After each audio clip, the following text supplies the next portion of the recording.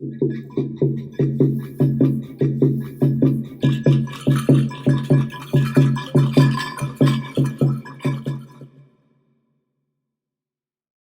el tema de las formas para mí es apasionante al límite, porque todo lo que nos rodea tiene formas. Desde el punto de vista de la radiestesia, esas formas son emisiones, son lo que se llaman ondas de forma, es decir, tienen energía que se transmite y que el ser humano las percibe consciente o inconscientemente. Los científicos han estudiado cómo la naturaleza, dijimos que se comporta como un ser viviente, pero además se comporta como un excelente diseñador, ¿no? Por supuesto, desde el punto de vista evolutivo, esto obedece a la experiencia que van ganando las especies con respecto a sus diseños. Pero también lo podemos encontrar dentro del reino mineral, por ejemplo. Entonces, uno de estos investigadores, Stevens, lo que hizo fue tipificar estadísticamente las formas que más se usan en la naturaleza y llegó a estos 8 diseños básicos, ¿no? Eh, el que vemos, por ejemplo, arriba a la izquierda es el diseño en esfera o en círculo, ¿no? Que tiene sus ventajas porque tiene el mínimo de perímetro en el caso del círculo con respecto a la superficie. Y en el caso de la esfera en 3 dimensiones, tenemos el mínimo de superficie con respecto al volumen. Entonces, es una de las formas más económicas que hay en la naturaleza, por eso las vimos también en el tema de bioclimática. Y lo vamos a volver a ver hoy con el tema de cúpulas geodésicas. Está la forma radial que también puede ser plano de 3 dimensiones, que conecta el centro con la periferia. Entonces, esto es muy interesante para el diseño urbano, especialmente cuando tenemos un centro de cierta importancia, también puede ser con el diseño de espacios sagrados, por ejemplo, ustedes cerca de Quito tienen el monumento a la mitad del mundo y bueno, hay una serie de calles que confluyen en el monumento central, con lo cual tenemos una forma radial, es decir, que conecta la periferia directamente con el centro. Lo siguiente es la forma ondulada, que la tenemos en las olas, lo tenemos en el camino que dejan las serpientes, en los meandros de los ríos. Es una forma que permite que, por ejemplo, un fluido llegue a distintos lugares de una superficie. La siguiente es una forma ramificada que también se puede tener en el acceso a determinados lugares a través de caminos o de carreteras, donde una carretera principal se va bifurcando en caminos más secundarios, por decir así, terciarios. Entonces también es una forma que tiene la naturaleza, por ejemplo, en los árboles, en las raíces, en nuestro sistema nervioso. Fíjense que esto podría ser tranquilamente la médula espinal y esto los 2 hemisferios cerebrales. La forma de llegar rápidamente desde una conducción central a cubrir lugares periféricos. Y puede verse a la inversa como sucede en las raíces, ¿no? Después la forma de circuito, que lógicamente lo vemos mucho en lo que nosotros llamamos los moños, en las grandes carreteras, ¿no? Esos lugares que para minimizar los cruces se tienen estas vueltas que se dan para completar circuitos. Entonces sirve para formar circuitos, por ejemplo en nuestro cuerpo tenemos la circulación de la sangre, forma una especie de este circuito doble. Lo siguiente, las formas geométricas como la hexagonal, que como vamos a ver, pavimentan, es decir, cubren un suelo. En el tema de geometría hablamos de un teselado, de cubrir con baldosas iguales una superficie, y es una mayor, en el caso del hexágono, es una eficiencia podríamos decir, de apilamiento. Es decir, si uno pusiera, por ejemplo, muchas naranjas juntas y las apretaras, tomarían la forma hexagonal porque es la forma más eficiente de cubrir los espacios vacíos. La siguiente es la forma espiral, que también conecta el centro con la periferia, pero lo conecta de una forma circular, es decir, todo esto da dinámica, da a su vez una capacidad de contención y de agarre desde la periferia hacia el centro, si uno lo lee al revés. Por ejemplo, los arcillos de las parras de las vides, las enredaderas, los caracoles tienen esta forma de crecimiento, desde adentro hacia afuera, al revés. Entonces, es un crecimiento continuo de algo que va girando desde el centro hacia la periferia. Y, por ejemplo, lo podemos observar dentro de los lugares sagrados, en el caso de los churos en Ecuador, de estos cerros sagrados, que por lo general son domos volcánicos, y el camino ritual es en espiral hacia la superficie. Y el último es parecido al interior, pero ya al anterior, pero en 3 dimensiones, es decir, hablamos de un solenoide, de un resorte, podríamos decir, de un muelle, de una escalera en espiral, por ejemplo, o del acceso a playas de estacionamientos de vehículos, a cocheras o garajes, en el cual uno va siguiendo un eje vertical, pero va dando vueltas alrededor de ese eje.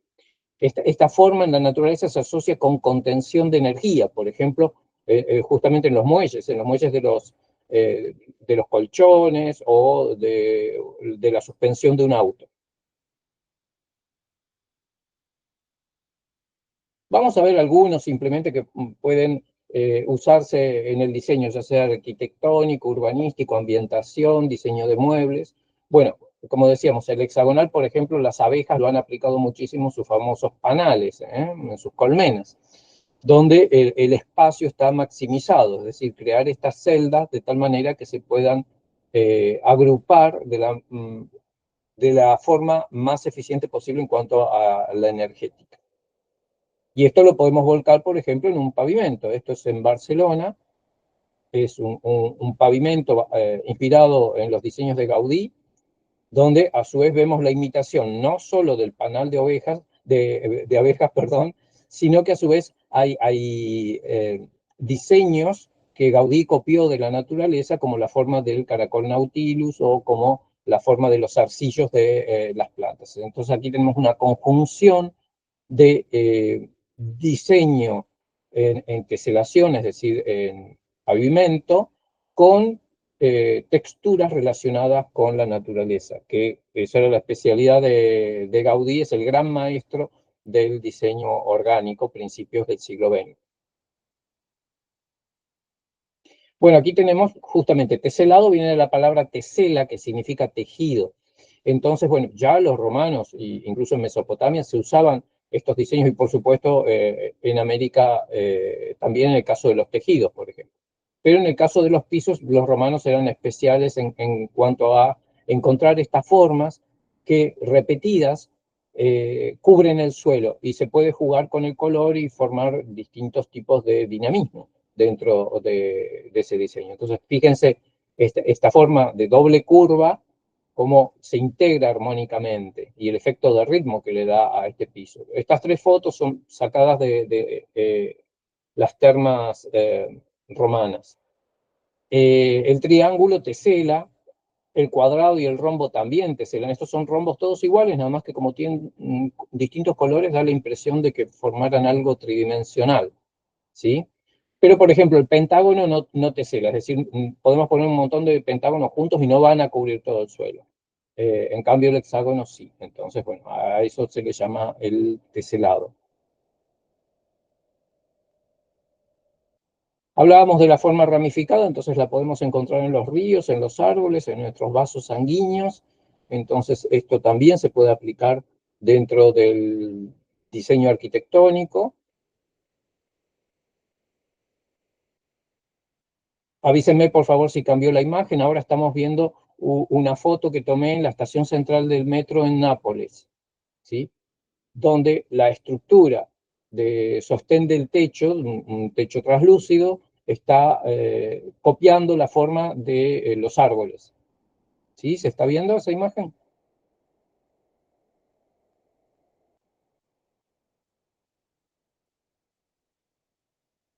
¿Sí? Me avisan, por favor. Sí se puede ver, Gracias, Juan. Claudio. Sí, sí se puede ver. Bueno, perfecto. Bueno, justamente volviendo a Gaudí, también las columnas inclinadas dentro de la Sagrada Familia y de otras construcciones de él son impresionantes, porque copian diseños de la naturaleza y se desprenden un poco de la historia de la arquitectura, de la evolución de las formas arquitectónicas. Él lo calculaba todo muy bien. Y hay cálculos muy precisos que se están haciendo ahora por computador y encuentran que la capacidad que tenía él de diseñar era impresionante porque no disponía de los cálculos informáticos que se pueden hacer ahora. Se dice que semejan árboles. Para mí semejan tallos de apio. Se ve más como una verdura que como un árbol. Pero bueno, la genialidad de él fue combinar estas formas. Lo mismo sucede con las espirales. Recién hablamos de que es una forma muy utilizada en la naturaleza. Arriba a la izquierda vemos la forma de una galaxia, es decir, de un tamaño gigantesco de miles de años luz de diámetro, yendo a algo minúsculo como puede ser la estructura de un caracol nautilus, que cuando uno lo corta se encuentra con esta misma espiral. El animal lo que va haciendo es, a medida que crece, desocupa las habitaciones, por decir así, más pequeñas y ocupa las más grandes, ¿no? Y las demás sirven mediante un sistema de válvulas para regular su flotación en el océano. A la izquierda vemos, abajo a la izquierda, un huracán. Entonces vemos que también esa forma está. De hecho, a los que les quedan pelos lo pueden ver en la coronilla, que el pelo también, en los bebés se ve que forman este remolino.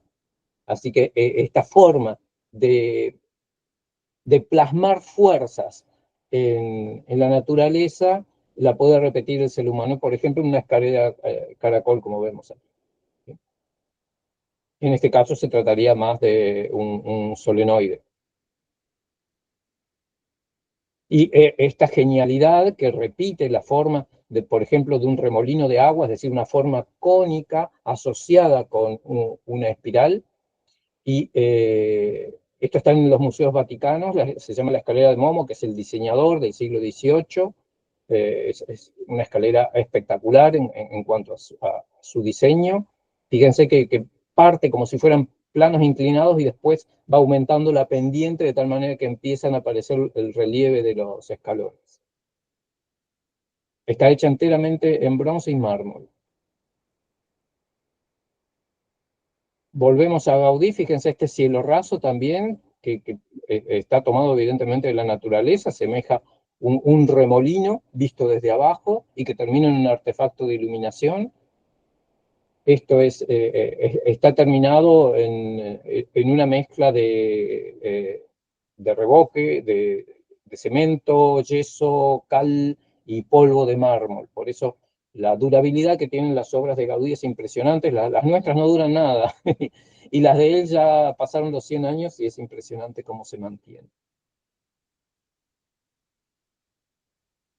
Bueno, y si van a la parte del museo, por ejemplo, en la Casa Batlló o en la Sagrada Familia, se van a encontrar con justamente exposiciones que revelan los diseños que él había hecho. Muchos se perdieron porque durante la Guerra Civil Española se destruyeron las maquetas originales de Gaudí, pero bueno, se conservan algunos escritos de él, algunas frases de él relacionadas con su inspiración en la naturaleza, y a su vez se comparan las formas que él había imaginado para sus construcciones con los efectos, por ejemplo, esto es lo que se llama una superficie arreglada. ¿Qué significa?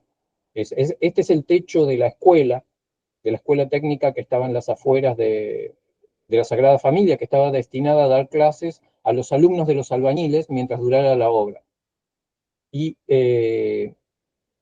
esto que vemos como una superficie curva en realidad está formada por rectas, ¿no? Ustedes lo pueden hacer con un individual que se usa para comer, como si fuera un pequeño mantel, y está hecho con varitas de bambú. Bueno, si ustedes lo tuercen, van a obtener estas formas, con la que forma una raya o la que forma una hoja al secarse.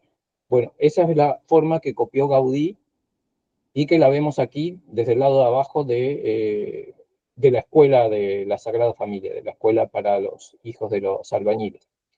Entonces, fíjense que las vigas son todas rectas y sin embargo forman el techo doblemente curvo. Aquí también se ven los dibujos originales de Gaudí, donde estudiaba las plantas y lo que hoy conocemos como filotaxis, con la inserción de las hojas en el tallo, y cómo las copiaba para hacer, por ejemplo, los pináculos de la Sagrada Familia. Y fíjense que las secciones son de polígonos regulares. Se corta y vemos un hexágono, pero ese hexágono va girando de alguna manera alrededor del eje. Esto requiere, no teniendo computadora, un grado altísimo de intuición espacial y volumétrica. Bueno, aquí están asociados, él decía que su gran maestro era el plátano que tenía frente a la ventana de su estudio, y bueno, entonces aquí está comparada la terminación de una de las columnas de la Sagrada Familia con justamente un plátano que ha cicatrizado los cortes que se le hicieron en las ramas laterales. Entonces se compara con eh, los capiteles de estas columnas. Y fíjense que las columnas nacen como elementos hexagonales, después se van complejizando hasta llegar a formar cilindros, es decir, empiezan con 6 lados y luego terminan en un círculo. La casa Batlló, que está consagrada, él era muy religioso, muy místico, está consagrada a la imagen de San Jorge y el dragón. Entonces, los elementos que componen la fachada están semejando los huesos y los ojos y la mandíbula del dragón. Entonces, todo está inspirado en, en un cuerpo orgánico y en partes de ese cuerpo orgánico. Es fantástica realmente. Y como les decía, los materiales que se usaron, por ejemplo, la piedra París que se usó para el frente y los esmaltados, están impecables y requieren un mantenimiento, lógicamente, pero no tanto como nuestros edificios que no duran nada. Bueno, uno de los sistemas que incorporó Gaudí, provenientes también de Cataluña, de las artesanías catalanas, es el sistema del trancadís, que es romper cerámicos o utilizar cerámicos ya rotos o cualquier superficie de 2 dimensiones para componer superficies de 3 dimensiones. Entonces, en este caso, estas son las ventilaciones de la Pedrera, que era una casa es todavía una casa de alquiler, y esta es la terraza. Estas son las ventilaciones, fíjense que formas como si fueran los copos de un helado, ¿no? De crema. Y terminaban en cruz porque, como les digo, él era muy místico, entonces todo esto iba a estar consagrado a la Virgen María. Atrás se ve la Sagrada Familia, porque hablamos en otra de las clases con respecto a los ley, en la anteúltima clase, que son las alineaciones. Bueno, él en sus cuadernos calculaba todo eso, es decir, ponía sus obras alineadas unas con otras. Y en este caso, cuando uno se acerca, detrás de esta compañera, por ejemplo, hay un arco, uno ve directamente enmarcada en ese arco la Sagrada Familia, que es otra de sus grandes obras. Esta es una vista general desde la esquina de la Pedrera. La Pedrera está inspirada justamente en un acantilado, es decir, todas sus formas están asociadas a una piedra que ha sido erosionada por el mar. En los departamentos no hay prácticamente ángulos rectos, es un diseño 100% orgánico. Él diseñaba hasta los muebles para los apartamentos. Salvando las distancias, tenemos ejemplos también de arquitectos latinoamericanos que han trabajado con formas orgánicas, y en este caso es el arquitecto Eladio Dieste, uruguayo. Esta es la capilla de Cristo Obrero en Atlántida, en Uruguay, que tuvimos la oportunidad de conocer, y es impresionante cómo trabajando con ladrillos cocidos, algo que uno piensa que es totalmente frío y rectangular, le pudo dar formas orgánicas a este espacio. Y también trabajaba con superficies regladas. Entonces, estas son, si uno pusiera una vara en posición vertical, podría comprobar en cada tramo de estas curvas que en realidad son tramos rectos, pero alineados de acuerdo a una curva.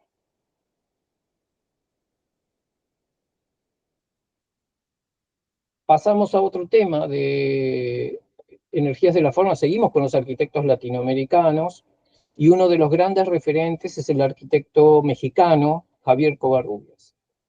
Él fue como antecesor, si se quiere, de los estudios que ahora entendemos como neuroarquitectura.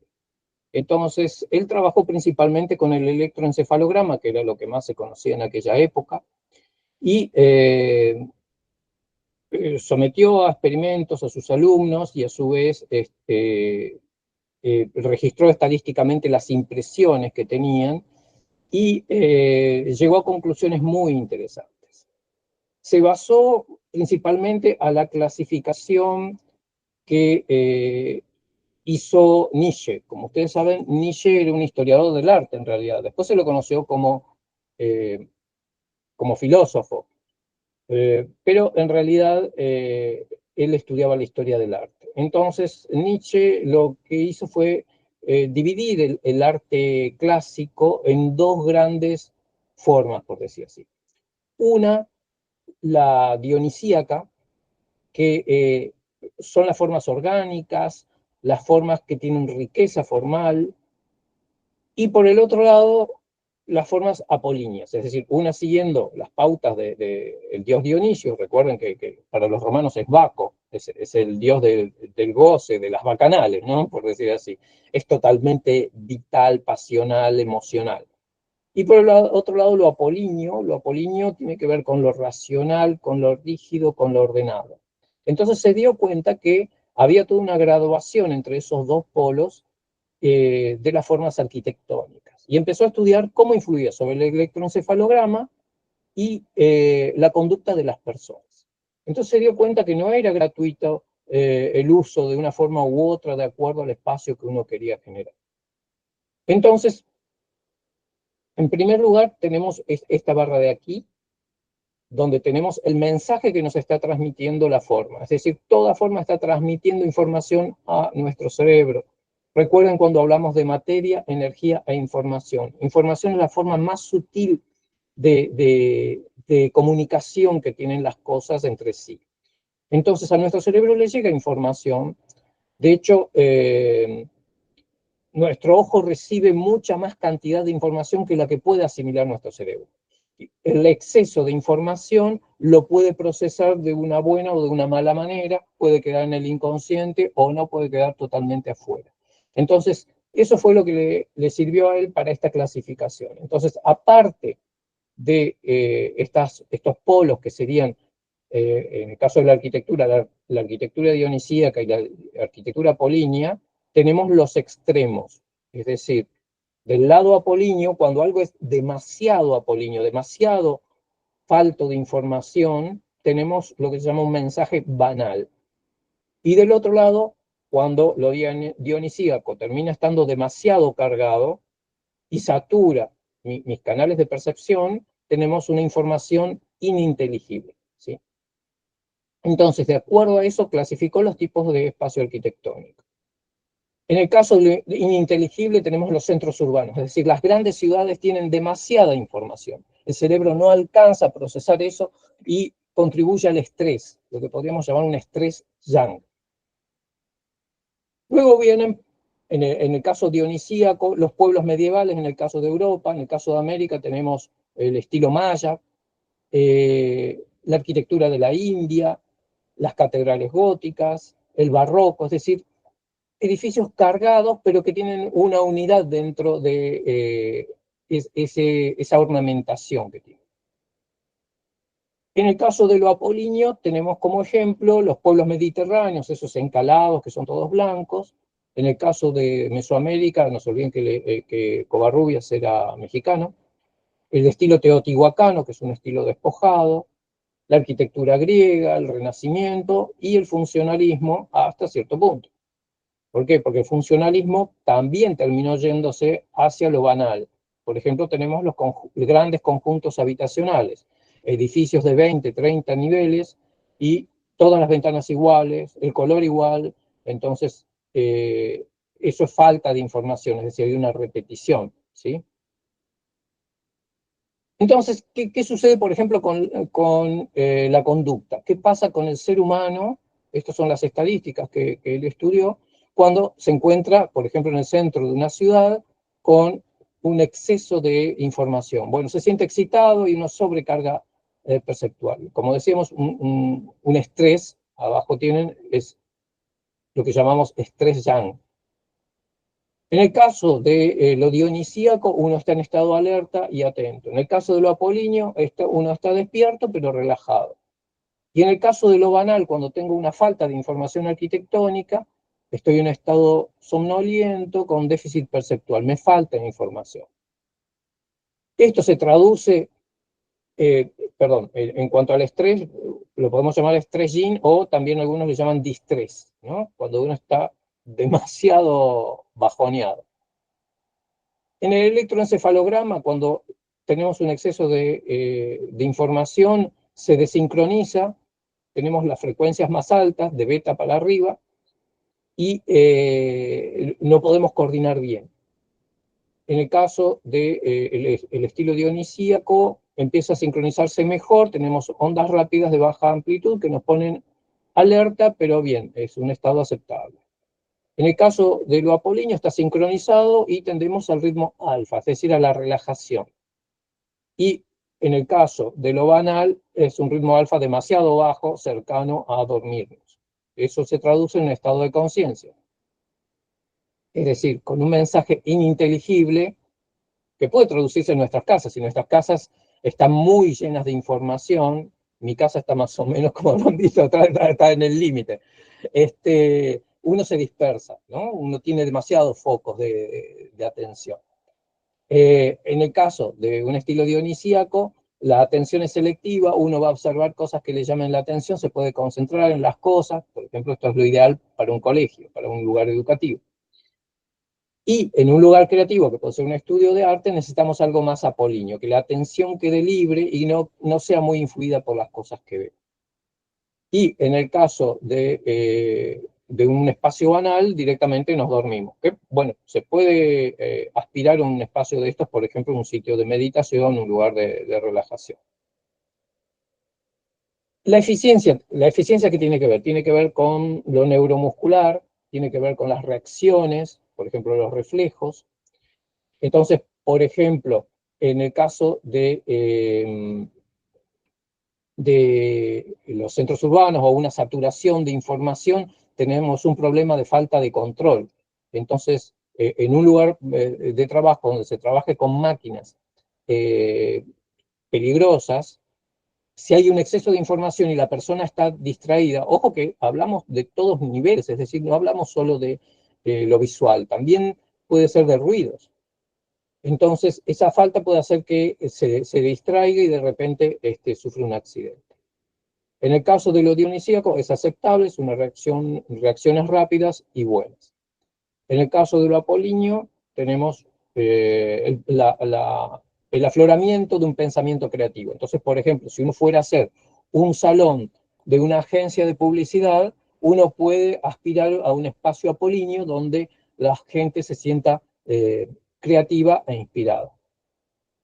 Y en un caso de un espacio banal donde no hay prácticamente información, ahí la apreciación es pobre y por lo tanto no es coordinada. Por ejemplo, un lugar despojado para niños que vienen a aprender y necesitan poder concentrarse, un lugar con muy poca información no es favorable. Se nos van a dormir los alumnos. ¿Sí? ¿Qué pasa también, por ejemplo, con el tono de voz? Cuando un tono de voz es monótono, nos dormimos. ¿Por qué? Porque el cerebro recibe poca información por parte del sonido. Entonces tenemos, dentro de este espectro, dos columnas que son las favorables, que se pueden usar incluso terapéuticamente, que son el estilo dionisíaco y el estilo apolíneo. Y los extremos son desfavorables, uno por exceso y el otro por falta de información.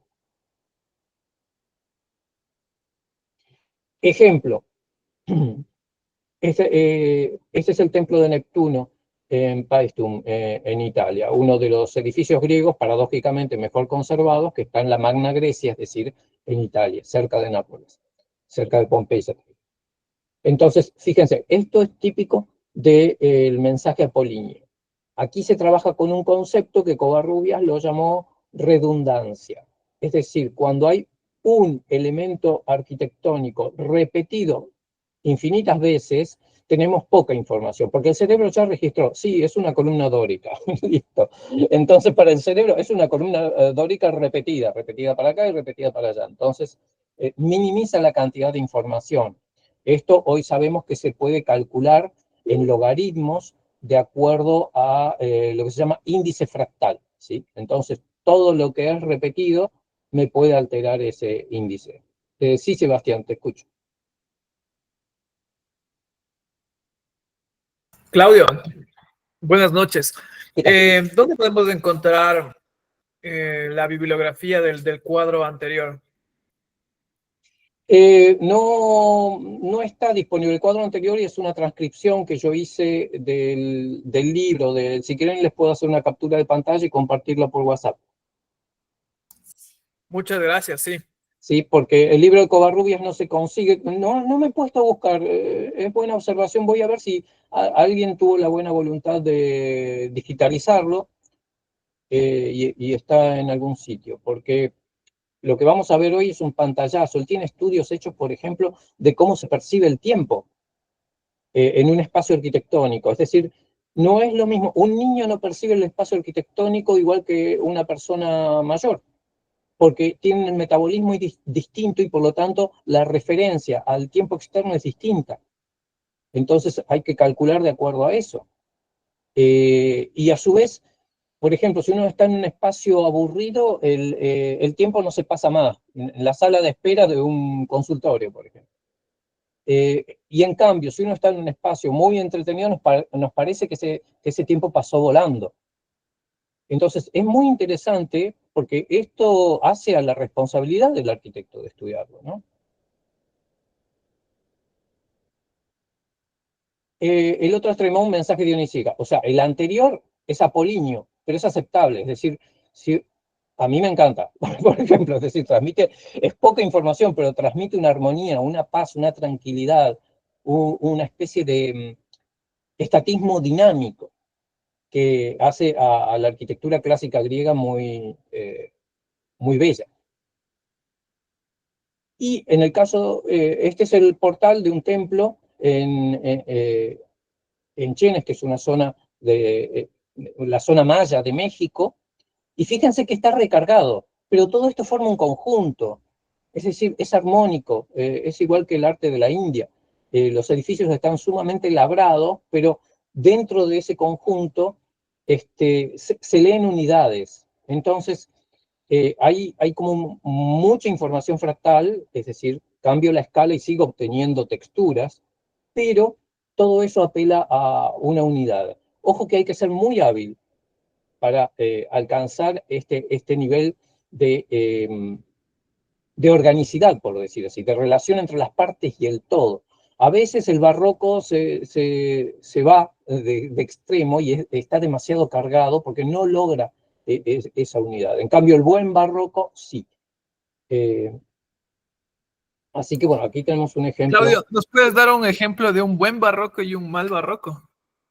Bueno, no, depende de lo que les traiga, porque por ejemplo hay iglesias coloniales que de afuera son más bien despojadas, pero adentro están sumamente cargadas. Entonces uno lo percibe en ese lugar. Cuando uno entra a una de estas iglesias y se viene la iglesia encima.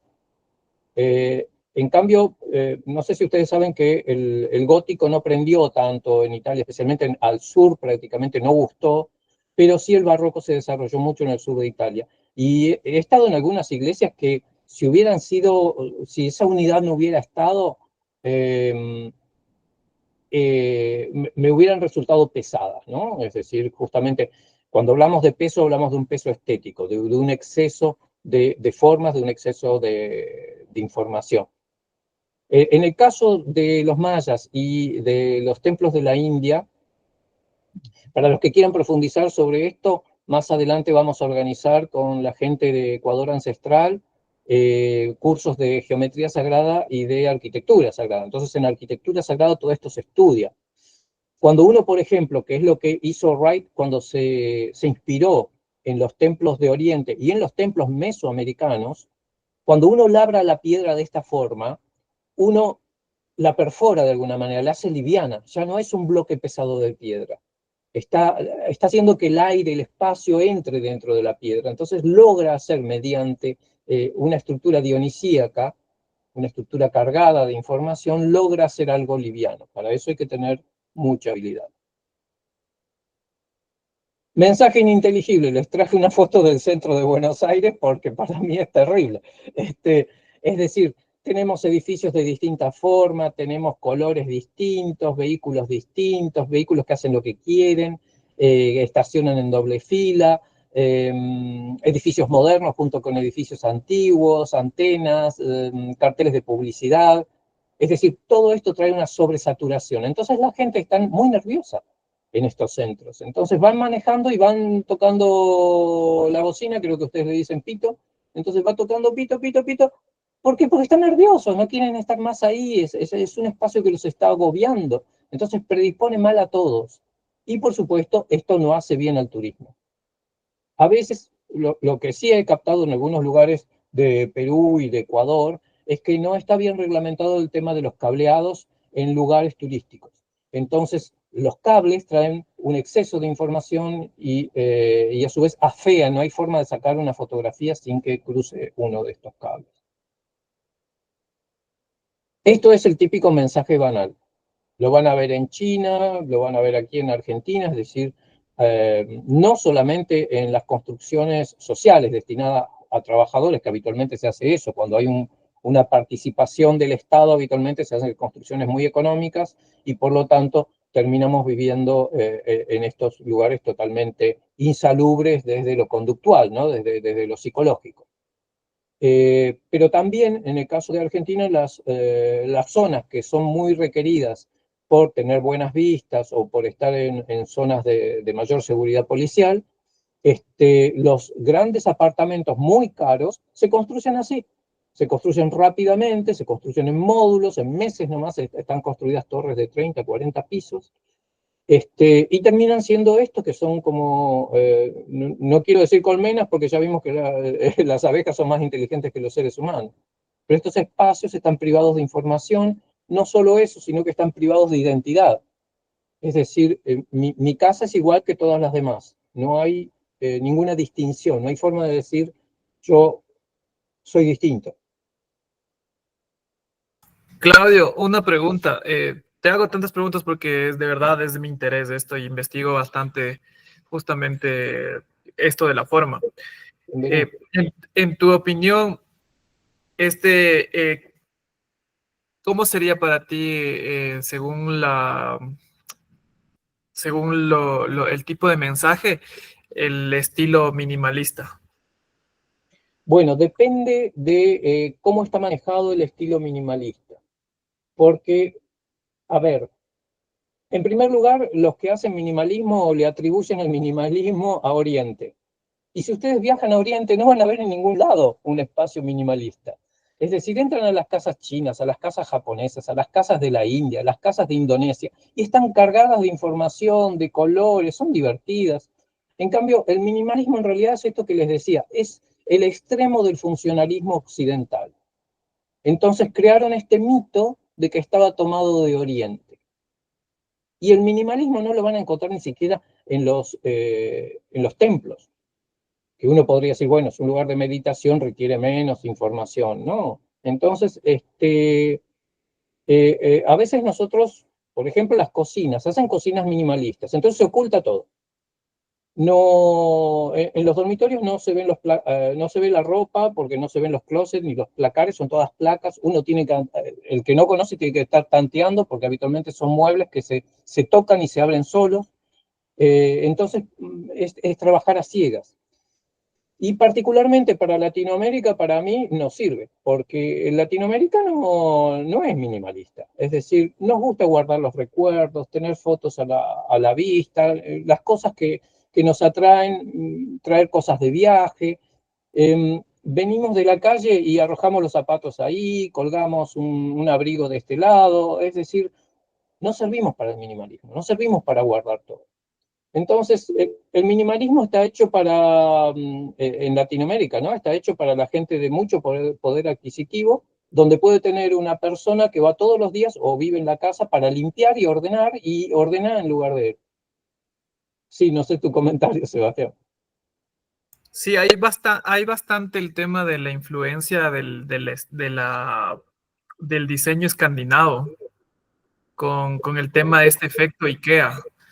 Claro, bueno, Entonces, a ese minimalismo me refería más que al de Oriente, claro, porque es verdad, el japonés pero tiene bastante elemento. tal cual, pero incluso el diseño escandinavo no es lo que ahora llaman minimalismo, porque el diseño escandinavo se basa mucho en la madera. O sea, vayamos al diseño escandinavo de hace 100 años. Excelentes carpinteros, entonces había mucha modulación de texturas en las paredes, los muebles, todos diseños orgánicos, una combinación. Entonces, el minimalismo, al menos en Argentina, el que se ha impuesto es todo blanco, no ver ninguna superficie, todo despojado, parece esas películas de ciencia ficción de alguien que se murió y está en el limbo en la eternidad. Entonces, tampoco asimilaría el minimalismo que está de moda con el diseño escandinavo. Muchas gracias, Claudio. No, por favor. Bueno, la clase pasada vimos el tema de radiestesia. Entonces, hace más de 100 años, uno de los que más aportó de la interpretación científica de la radiestesia fue Belisal. Y Belisal descubrió que las formas emitían un tipo de radiación que se podía medir con el péndulo. Entonces, a eso se le llamó ondas de formas o emisiones de forma. Una vez más, la ciencia actual lo único que puede hacer es captar efectos secundarios de estas formas, y lo que dicen las ciencias duras, es decir, hablamos de matemática, física, química, es que esos efectos secundarios pueden deberse a otras cosas, y que en definitiva lo que pasa es que cualquier, por ejemplo, campo de energía se adapta a las formas de un objeto. Y lo que decía Belisal es al revés, es decir, el objeto emite una forma al cual modifica el espacio-tiempo que está alrededor. Un poco Einstein vino a darnos la razón a los radiestesistas en el sentido de que el espacio-tiempo es alterado por el campo gravitatorio, y el campo gravitatorio puede asumir distintas formas de acuerdo a la forma del objeto. Es decir, habitualmente lo que pasa es que en medio del espacio la forma preponderante es la esférica. Entonces, las grandes estrellas que pueden distorsionar por su masa el espacio-tiempo lo hacen de acuerdo a la forma esférica. Pero si hubiera un cubo gigante que midiera miles de años luz de lado en sus aristas, deformaría el espacio de otra forma, ¿sí? De otro tipo. Entonces, eso es lo que dice la radiestesia, y la versión aplicada de las emisiones de forma, que es la radiónica. Bueno, lo que se hizo en Europa, los investigadores radiestesistas, es hacer una estadística de las distintas formas de las construcciones, y parecido a lo que hizo Covarrubias, pero todo esto ratificado por la radiestesia, de las formas que eran más amigables para la vida y las que eran menos amigables para la vida. Entonces, aquí les traje, la clasificación es bastante más compleja, pero les traje simplemente 12 tipologías. Las 6 de arriba son las formas que dieron favorables en estos estudios. Fíjense que son las de las casas vernáculas, tanto en Asia como en Europa, como hasta en la América precolombina. Hablamos las casas, no los templos, es decir, donde uno vive, y por lo tanto que son amigables para la vida. Entonces, las típicas construcciones, bueno, que se han reconstruido, por ejemplo, en la zona del desierto de Perú, evocan también estas formas a 2 aguas o a 1 agua.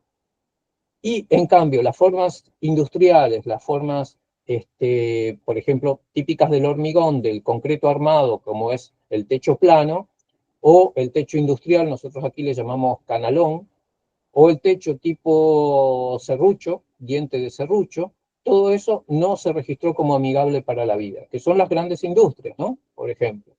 Y después estas cosas que suelen inventar los arquitectos, como techos asimétricos, o techos con una pendiente encontrada, o un quiebre negativo, aquí le llamamos lima olla, donde se encuentran dos pendientes al revés. Bueno, todo eso es interpretado por el cerebro humano como desfavorable, y para la radiestesia, todo esto tiene sus emisiones de forma que se pueden medir con el péndulo. De hecho, una de las cosas más importantes que se miden cuando uno estudia con un péndulo es el rayo fundamental, es decir, cada cuerpo, cada sólido tiene un rayo fundamental. Entonces, ese rayo se puede medir qué ángulo toma con respecto al campo magnético terrestre, por ejemplo, o con respecto a otras construcciones. Algo que después va a retomar, mejor dicho, no va a retomar porque antecede a la radiestesia miles de años, pero el Feng Shui chino habla de flechas emponzoñadas o flechas envenenadas, que son estos mismos rayos de forma que puede detectar la radiestesia. Por ejemplo, tanto la radiestesia como el Feng Shui dicen que desde el ángulo recto al agudo tenemos ondas nocivas. Es decir, en este caso les traje dos edificios que tienen de un lado una superficie curva y del otro lado una superficie plana. Una es un edificio de hace más de 100 años, pero nunca se construyó el edificio de al lado. Entonces, como es un edificio que estaba destinado a apoyarse en otro, quedó así despojado. Y este es un edificio moderno en Buenos Aires. Estos dos edificios crean un ángulo aquí que es menor de 90 grados, es un ángulo agudo. Entonces, en la bisectriz de este ángulo se forma una flecha escondida, que afecta, nosotros de hecho lo hemos estudiado, la historia de los edificios que están enfrente. Entonces, esos edificios han tenido una historia bastante turbia. Justamente porque están alterados desde el punto de vista bioenergético por la presencia de este rayo que los chinos llamaron las flechas emponzoñadas, las flechas envenenadas que pueden provenir de otras construcciones. Aquí tenemos dos ejemplos. Bueno, a la izquierda vemos un edificio, por ejemplo, que los ángulos rectos fueron redondeados. Entonces nosotros queremos que se vuelva a esa costumbre. En el caso de Argentina, en la década del 60 se acostumbraban a redondear todos los ángulos rectos, era maravilloso. En los hospitales especialmente se acostumbra lo que se llama zócalo sanitario, por ejemplo, o rincones sanitarios que tienen la superficie o cóncava o la superficie convexa, las dos están curvadas. El radio de curvatura no tiene que ser muy grande, puede ser hasta de 1,5 centímetros suficiente para anular este rayo de forma que viene desde los ángulos rectos a los agudos. Y a la derecha vemos otro estudio hecho también a través de la radiestesia, de en un cuarto cómo pueden aparecer rayos de forma que resultan negativos, ¿no? Entonces, bueno, aquí viene un orden, ahí están viendo, ¿no? La lámina se ve bien. Sí, sí, sí. Bueno, a la derecha vemos un cuarto donde hay una emisión de formas, acá hay dos esquinas de ángulos que se enfrentan y crean como una especie de espacio vacío entre medio. Esto crea un haz de formas que va hacia la cama. En el caso de abajo vemos también otro espacio vacío. Esto lo más interesante, esto coincide con lo que decía el Feng Shui hace más de 3000 años. Entonces un espacio muerto cuando se tiene un mueble apoyado así en ángulo no es favorable, salvo que sea un mueble esquinero que ya esté destinado y ocupa todo el rincón, pero si no ocupa el rincón crea estas emisiones nocivas de forma. Y aquí volvemos a tener un estrangulamiento como aquí, y aquí las emisiones de todos estos ángulos, ¿no? Cuando algo se cierra, por ejemplo, tenemos ese tipo de emisiones nocivas de formas. Este es un edificio que nosotros asesoramos desde cero. Los arquitectos, por querer distinguirse, esta es una localidad argentina que se llama Venado Tuerto, y habían hecho que los balcones, ya estaba a punto de hacerse la presentación municipal de aprobación de la obra, y los balcones todos terminaban en ángulos agudos. Y cuando llegamos nosotros, por suerte el inversor ya era cliente nuestro, y le decimos, es una pena que un edificio tan caro que tenga una emisión de formas que va a alterar a todo el centro de la ciudad. Y bueno, accedió a que le pusiéramos la curva. Los arquitectos a regañadientes dijeron que les cambiábamos el diseño. Después estuvieron contentos porque se puso de moda el tema de las esquinas curvas en los edificios. Buenos Aires ahora está lleno de edificios curvos, por suerte. Entonces se generaron espacios aceptables. Fíjese, este es el interior de uno de los apartamentos porque les hicimos hacer curvos también el espacio de la escalera. Habitualmente el hueco de la escalera auxiliar es un paralelepípedo y por lo tanto tiene ángulos rectos. Bueno, nosotros lo hicimos hacer curvo, como se usaba en la década del 60. Y bueno, se ganaron estos espacios en el interior de los departamentos que a mi entender son muy agradables.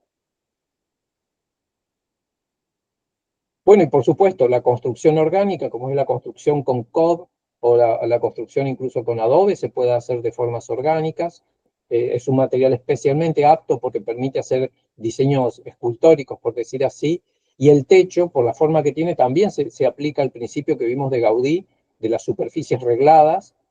Aquí se apoyan los tirantes, las vigas de madera, que son rectas, pero como siguen la curva que va dando las paredes, el techo también se curva como si fuera una tela que se apoya sobre esa superficie y crea este efecto agradable, ¿no? Rústico, pero agradable. Y fíjense también cómo no hay prácticamente en las aberturas ángulos rectos, salvo las recuperadas de otras obras. Pero las aberturas que llevan vidrio fijo, que se hicieron en el mismo material, son curvas. Vamos más atrás, es decir, hablamos del año 800 después de Cristo. Esto es en una ciudad sagrada de Argentina, que es la ciudadela de Quilmes, lleva el nombre de los indígenas que ocupaban, que la construyeron esta ciudad antes de la llegada de los incas. Imagínense, los incas llegaron después del 1400 a Argentina y esto ya estaba construido. Y fíjense cómo se adaptan a las curvas de nivel de la montaña y da que cada construcción es una forma orgánica. Lo único que se ha conservado son los muros bajos de piedra, porque después continuaban en adobe y en paramentos de madera y de cañas con techo de paja. Pero bueno, por lo menos nos quedaron los cimientos y los muros bajos de piedra que actúan a su vez como colectores térmicos. Esta es una zona fría y desértica y está orientado exactamente al este, de tal manera que la ciudad absorbía el calor con los primeros rayos de sol. Acá tienen una graficación de lo que es los rayos de forma que, por ejemplo, pueden producirse en una buhardilla, en un altillo donde se haya habilitado un lugar para dormir. Habitualmente se manda a los pobres jóvenes, a los niños, a dormir allí. Entonces, todo esto que se ha medido por radiestesia también influye, perdón, también ha sido considerado por el Feng Shui. Entonces, primero el tema de las vigas, cuando una viga de gran porte está sobre el cuerpo, proyecta, en primer lugar, por los ángulos rectos y por su propio volumen suspendido, un rayo de formas que puede afectar a las personas, en este caso le va a afectar a las piernas, ¿sí? Por el otro lado, el techo mismo que se comprime, que el espacio se comprime. Para los que hacen medios audiovisuales, películas, publicidades, saben que un espacio que se achica hacia el fondo crea una sensación de opresión, ¿no? De no poder escaparse. Entonces, eso no es bueno. Lo ideal es un espacio que se expanda hacia donde uno circula o en el lugar donde uno va a descansar. Y a su vez... Claudio, una pregunta. Yo acabo de diseñar... Perdón. Sí, un momento, termino con esto y te escucho. Dale, dale. Y aquí vemos algo opuesto, que son los rayos que son sustractivos, es decir, tenemos rayos de emisión de formas y rayos sustractivos, es decir, que roban energía porque crean ángulos cóncavos. Ahora sí, Sebastián, te escucho. Sí, lo que pasa, tenía una duda al respecto de esto, porque justo acabo de diseñar una suite que me tocó remodelar en una casa que tiene este altillo. Entonces, en tu opinión, yo no consideré la cama como está el diagrama, sino lo coloqué en el otro sentido. Porque Sí. en verdad se sentía, digamos, en el sentido, digamos que este fuera un corte, por así decirlo, transversal, lo coloqué a la cama en el sentido longitudinal. Sí. ¿Eso funcionaría de mejor manera? Depende, porque si la viga te cae en el medio, por ejemplo, si es una... Ahí nos salteamos un poco, adelantamos un poco el tema de Feng Shui. No habría viga como está en el diagrama en el medio, sino que las vigas están en los dos apoyos. Perfecto, si no están sobre el cuerpo no hay ningún problema. En Ok, el caso que tú dices, si no hay espacios oprimentes, no hay problema que esté longitudinal. Sería como girado 90 grados este. correcto.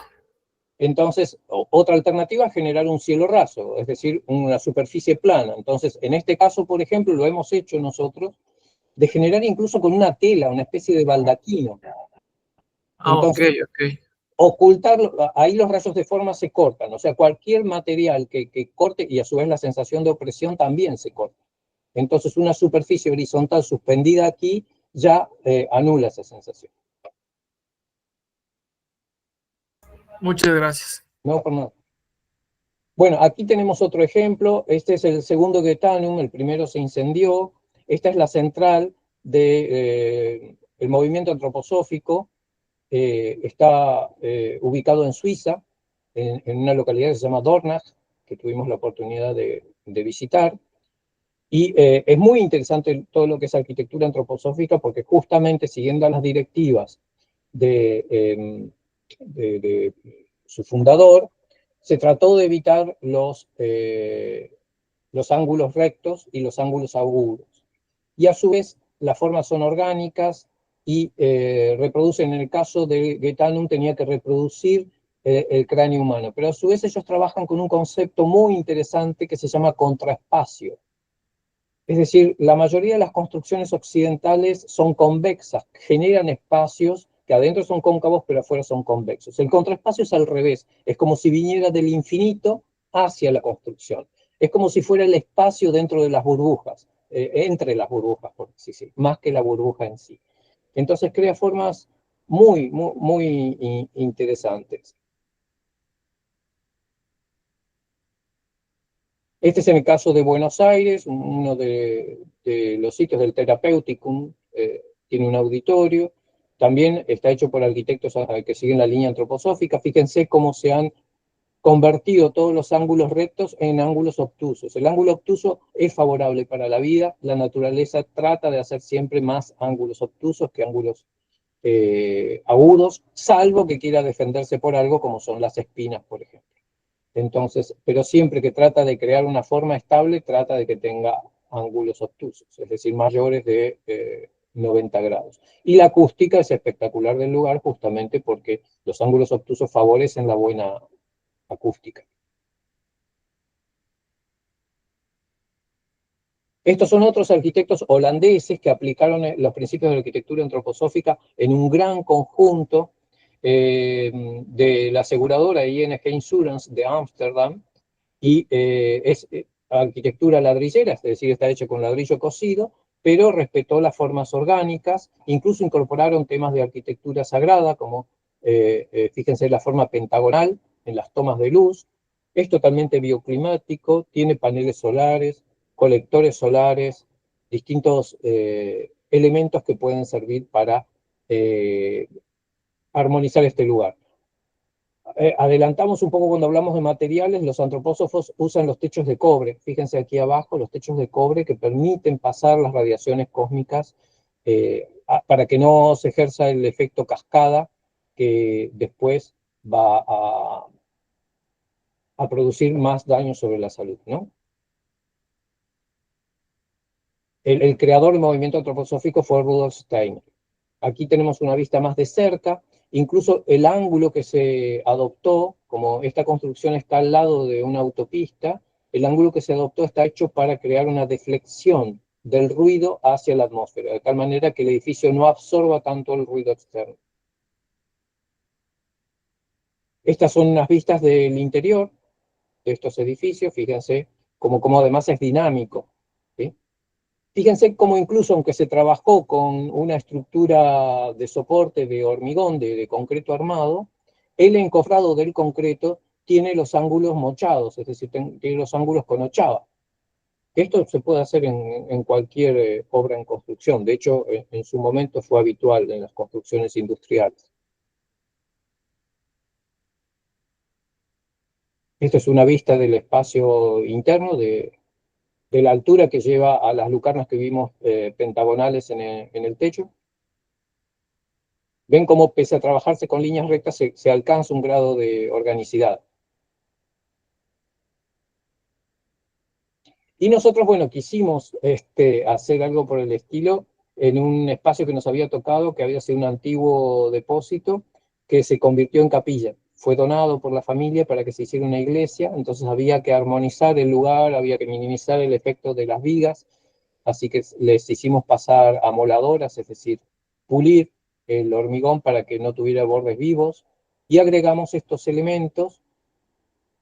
Como ustedes saben que donde se juntan tres ángulos rectos se llama triedro. Entonces ahí lo que pusimos es una especie de paño triangular que convierte estos ángulos rectos en ángulos obtusos.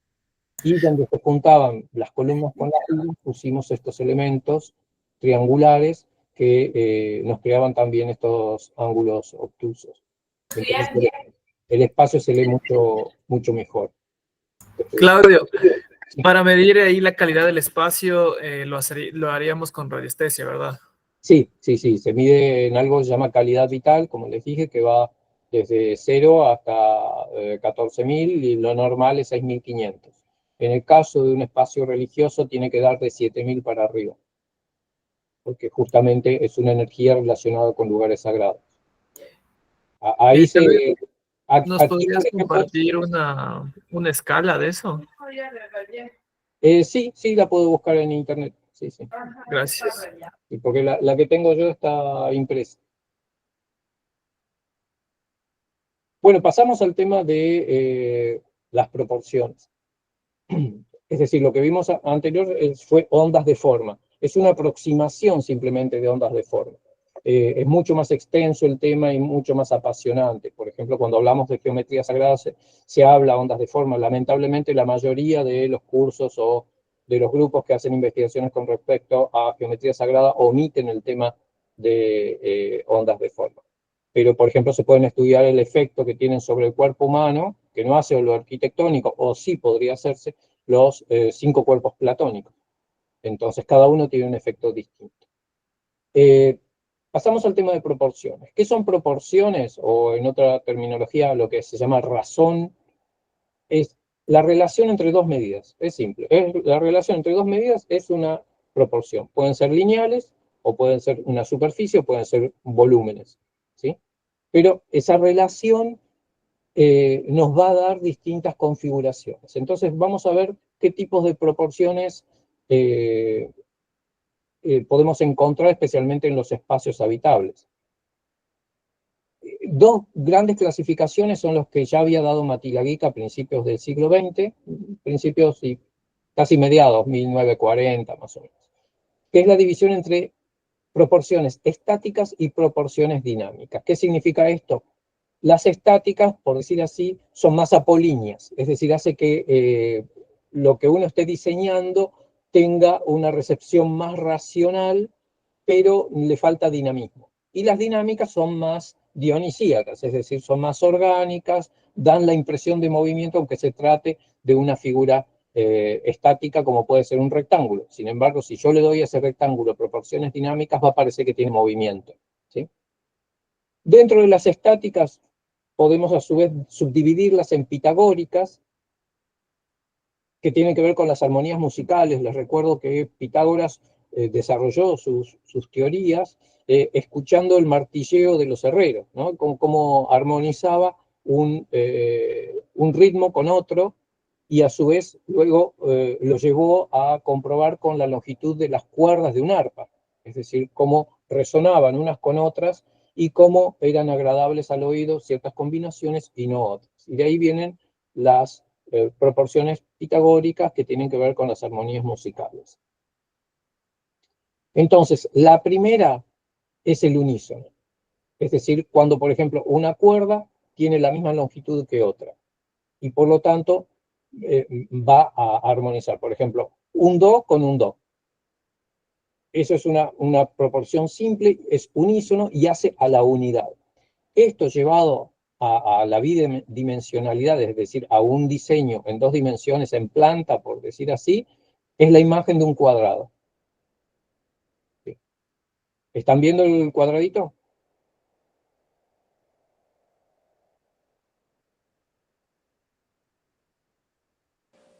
Sí. Sí. Bueno, gracias. La siguiente proporción relacionada con las armonías musicales es lo que en música se llama diapasón u octava. Es decir, la proporción 1:2. O en geometría sagrada hablamos de módulo 2, porque en geometría sagrada se usa primero el valor mayor y como denominador el valor menor, porque esto se puede representar como fracciones, ¿sí? Pero 0,5 sería equivalente al módulo 2, nada más que invertido. Y responde en superficie a 2 cuadrados, o lo que se llama el bicuadrado, muy utilizado en toda la arquitectura precolombina, o también podemos hablar de un rectángulo de proporción 2. Es decir, tomo el lado menor, a ese lo considero la unidad, y el lado mayor es 2 veces el lado menor. Eso corresponde a la diapasón en las armonías musicales, y se le llama octava porque es la octava nota. Es decir, si tomamos el do de la octava superior es armónico en diapasón con respecto al primero. La siguiente proporción es diatésaron. Los nombres vienen del griego, por supuesto. También se le llama en la armonía musical cuarta porque es la armonía de do, re, mi, fa, sol. Do, sol, por ejemplo. Sino de una nota, la cuarta siguiendo. Es decir, que tenga intermedios 2. Entonces, esa proporción es 2:3. Si dividimos 3 dividido 2 me da 1,5 o 2/3. ¿Qué significa eso? Que voy a tener un rectángulo formado por 6 cuadrados o un rectángulo que uno de los lados corresponda a 2 unidades y el otro de los lados responda a 3 unidades. Supónganse que yo estoy usando como unidad el metro. Entonces, que uno de los lados, si uno de los lados tiene 4 metros, el otro lado va a tener 6 metros. ¿Sí? Esa es la proporción. Entonces estoy trabajando con una proporción estática de 2/3. Esto fue muy utilizado, por ejemplo, en el Renacimiento. Luego tenemos la proporción diapente, o quinta, que resuena con la quinta nota. Yo elijo una nota, cuento 5 más siguiendo la escala cromática, y la quinta resuena con esa primera nota.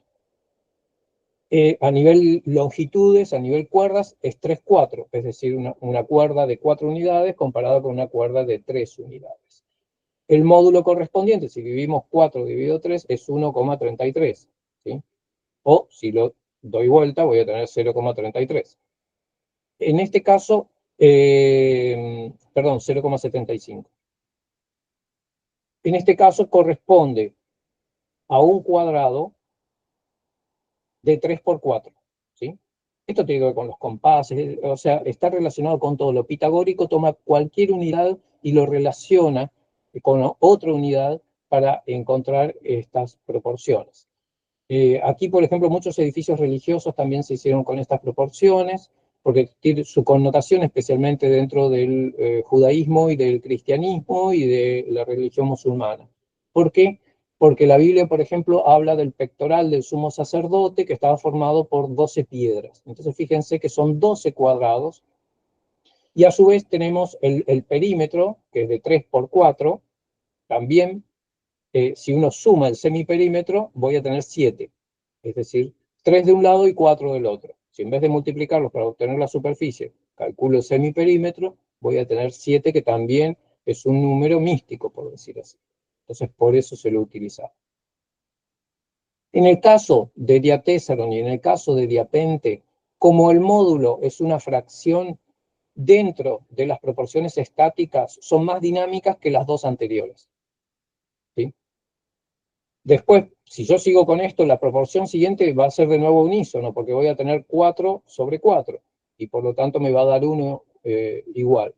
Pero bueno, la proporción 1 y 2 es más estática que 1,5 y que 1,33.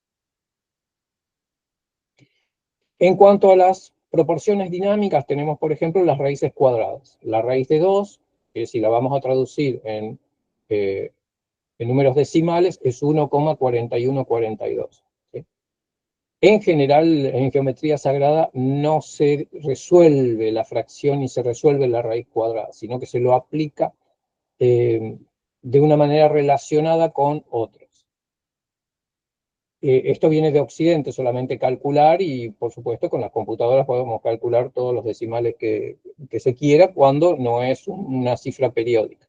Entonces, raíz de 2 también es un valor de proporción dinámica utilizado en América precolombina. O sea, dentro de las estáticas se usaba el doble cuadrado, y dentro de las dinámicas la raíz de 2, que es la diagonal del cuadrado. Luego viene la raíz de 3, que es 1,7321, y sigue, porque justamente las proporciones dinámicas tienen esa propiedad de que son inconmensurables, es decir, uno puede calcular los decimales hasta el infinito. La raíz de 4 pasa a ser 2, y por lo tanto pasa a ser estática, por eso no está aquí. Saltamos a la raíz de 5, que es dinámica, y es 2,2361. Es una proporción más alargada que el módulo 2, y ya empieza a ser poco amigable para las construcciones, en el sentido de que es poco lógico una construcción tan larga con respecto a su ancho. Luego se usa mucho el número pi, es decir, la relación entre el perímetro y el radio de un círculo, 3, 14, 16, y sus submúltiplos, porque como decíamos, si yo hago un edificio que tenga un módulo 1 en el lado menor y más de 3 del otro lado, voy a tener un edificio demasiado alargado o demasiado alto si lo estoy calculando en altura. Entonces, habitualmente, salvo que sea un edificio de propiedad horizontal, un edificio alto. Entonces, habitualmente se usa la mitad, por ejemplo, en vez de ser 3, 14, 16, va a ser 3,7, 3,07. Y por último, la famosa divina proporción, que es la relación, no lo vamos a ver aquí porque es muy largo de explicar, pero parte del principio de armonía que establecieron los griegos, y tenía que ver con encontrar un número mediante el cual yo pueda dividir un segmento de tal manera que el segmento menor sea armónico con el segmento mayor, de la misma forma que el segmento mayor sea al total del segmento. O sea, la suma del segmento menor más el segmento mayor relacionado con todo el segmento me tiene que dar una cifra armónica. Entonces, haciendo los cálculos algebraicos, eso da una proporción que es más menos 1,618. Raíz, o si ustedes quieren, raíz de 5 más 1 dividido 2.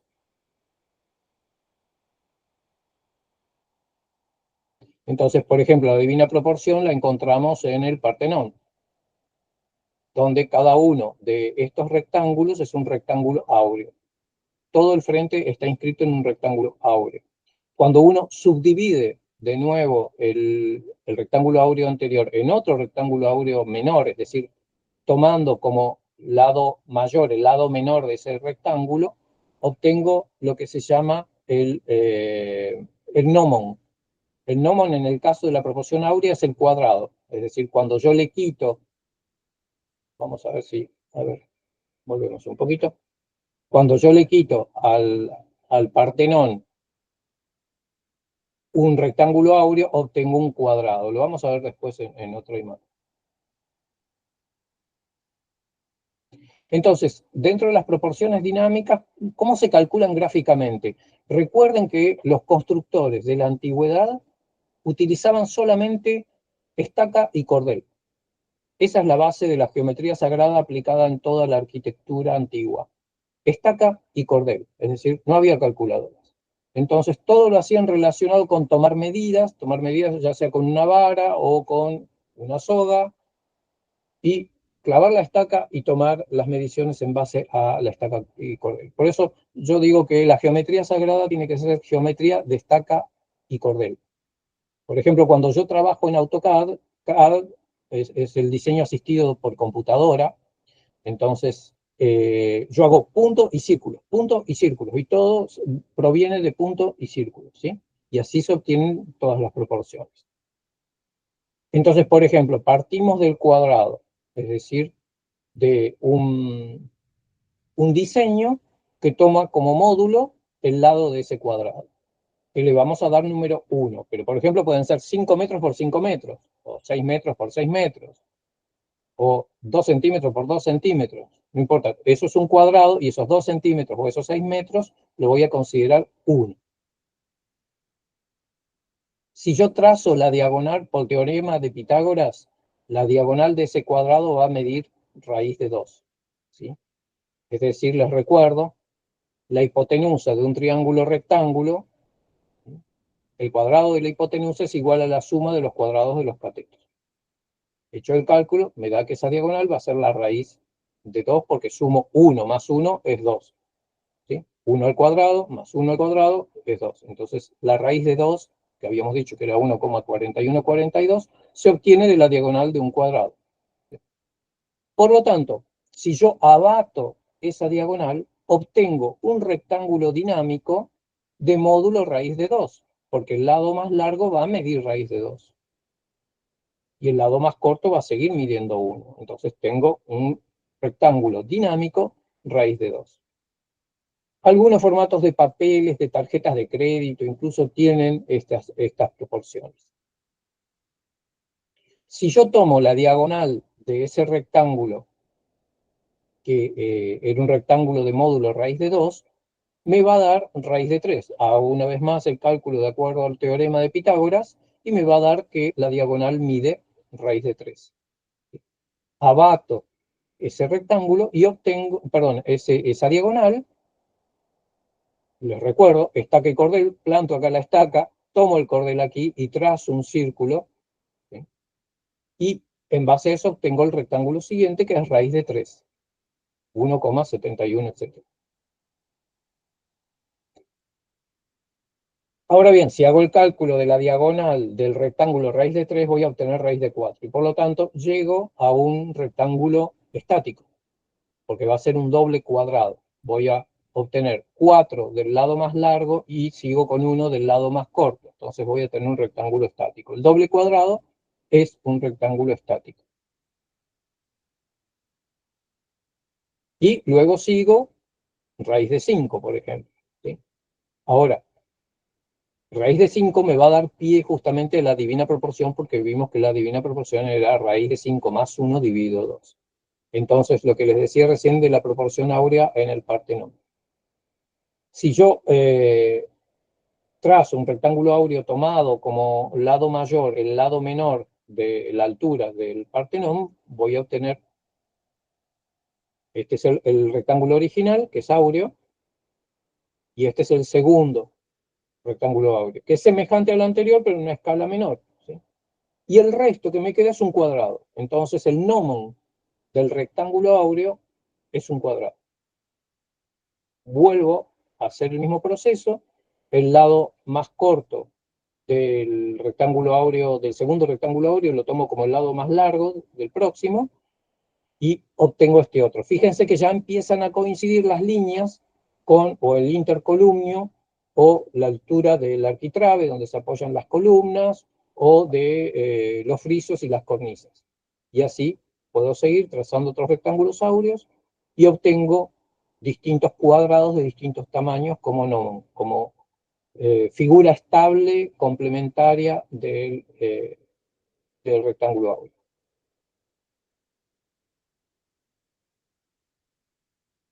Bueno, lo que encontraron los griegos también lo encontramos en la naturaleza. Entonces, Fibonacci, ya por el siglo XIII, perdón, descubre, haciendo unos cálculos matemáticos que le había encargado un amigo que quería hacer negocio con conejos, con la reproducción de los conejos, descubre la famosa serie de Fibonacci, que luego se fue encontrando en otros procesos naturales. Entonces, la propiedad principal que tiene la serie de Fibonacci es cuando yo sumo dos términos de esa misma serie y, perdón, La serie se obtiene sumando dos números consecutivos. Se empieza a partir de 1. 1, 1, 1, 2, ahí tengo 2 más 1 da 3, el término siguiente es 3, el siguiente va a ser, como el anterior era 2, 3 más 2 es 5, como había llegado a 3, y después me dio 5, tengo 5 más 3, 8, y así sucesivamente voy obteniendo la serie hasta el infinito. Si yo divido dos de esos términos, me voy acercando al número, a la sección áurea. Y se ha encontrado con que esta sucesión, por ejemplo, está en las plantas, lo que se llama filotaxis. Es decir, después de tantas vueltas hay tantas cantidad de hojas. Y esos dos números, vueltas sobre cantidad de hojas, me da un término de la serie de Fibonacci.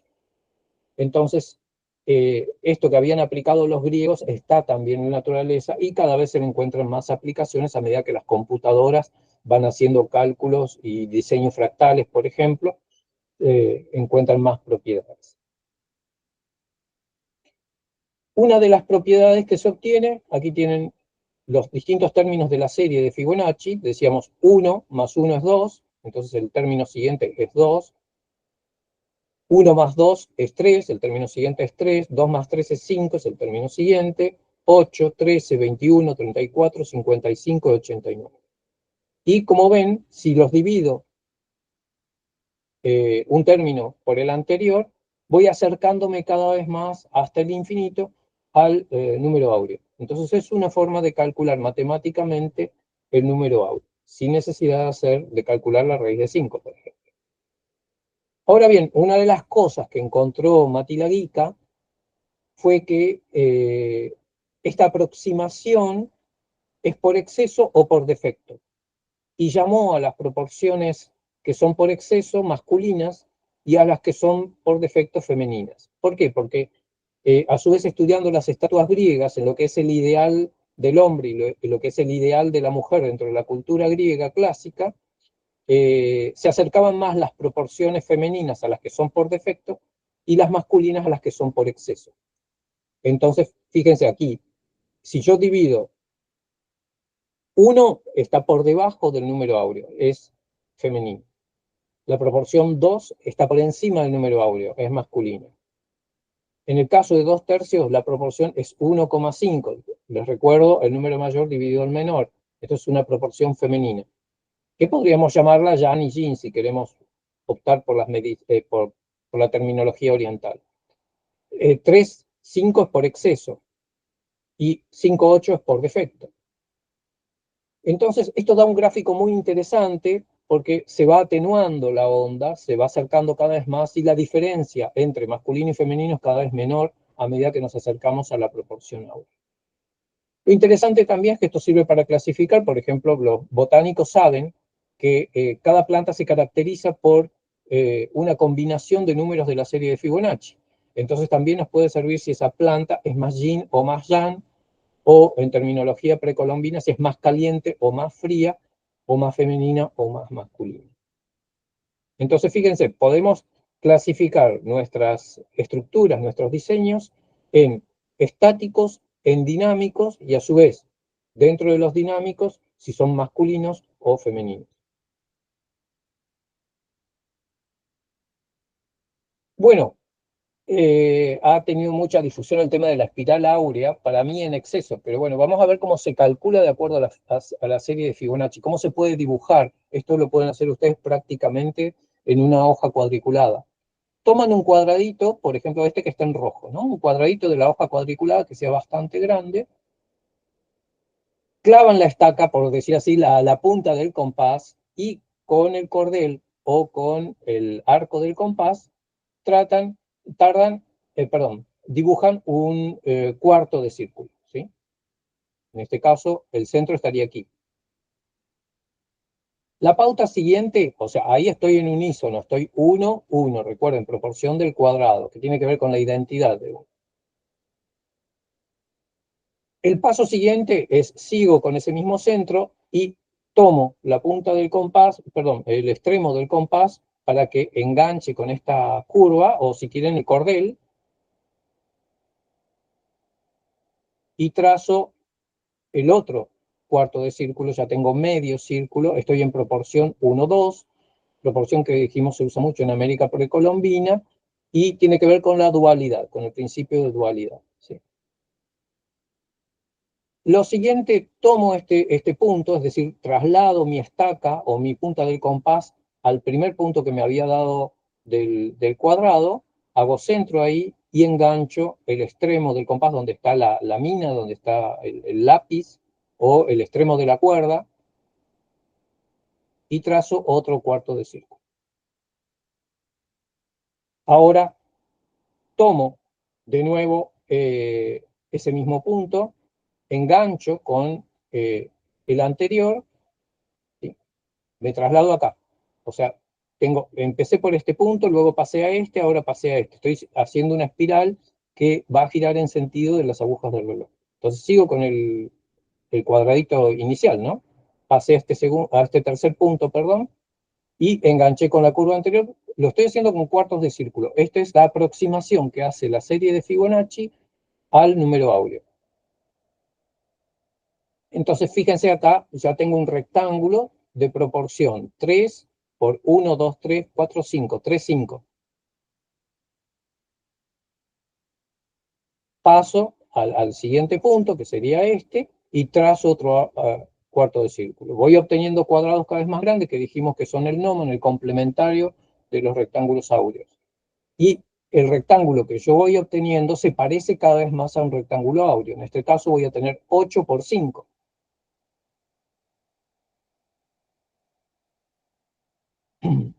Paso ahora a hacer centro aquí, porque aquí ya había agotado esa sección. Entonces, a partir del arco que trazo de un cuadrado de 8 por 8, trazo el arco siguiente.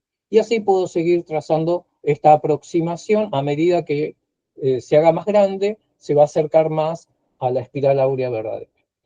Ahora bien, ustedes van a ver que mucho lo que se llama bioarquitectura, que tiene que ver con rescatar las proporciones de la naturaleza, hay muchos diseños que incorporan esto, y lo van a ver también en fotos de Nautilus, de fotos de crecimientos de una ola, es decir, aplicado a la naturaleza, los fotógrafos lo superponen y es muy interesante cómo se relaciona.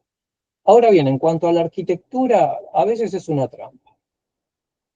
¿Por qué? Porque yo lo he probado de utilizar cualquier planta de cualquier arquitecto o diseño, no necesariamente un arquitecto famoso, o incluso uno puede garabatear cualquier cosa, y uno va girando esta espiral y llega a un punto donde obtiene puntos significativos. Entonces, ojo si algún arquitecto les quiere vender que aplicó la espiral áurea para diseñarles la casa o el apartamento, les miente. Lo que hizo primero es hacer su diseño y después puso la espiral áurea y la giró hasta que al final coincidió con algo. Entonces, eso motiva también que habrán visto por Facebook o por Instagram. Mucha gente se burla del tema de la proporción áurea y de la espiral áurea, y entonces aparece, por ejemplo, aplicada a la panza de una persona obesa, o al pelo enmarañado de una mujer, o a la deposición de un perro. Y claro, tienen razón. Es decir, uno puede aplicar la espiral áurea a lo que quiera, solo hace falta modificar la escala y girarla un poquito. Entonces, para mí la espiral áurea no sirve para modificar un diseño inicial, ¿sí? Bueno, un corolario del tema de rayos de forma es el tema de uso de la forma piramidal. Entonces, recién habíamos visto el uso de la proporción áurea por parte de los griegos. Entonces, los egipcios trabajaban principalmente con medidas que resonaban con la geometría del planeta y del sistema solar, y a su vez las proporciones tenían que ver con el número pi. Y de trabajar con esas dos cosas, obtenían también el número áureo, ¿sí?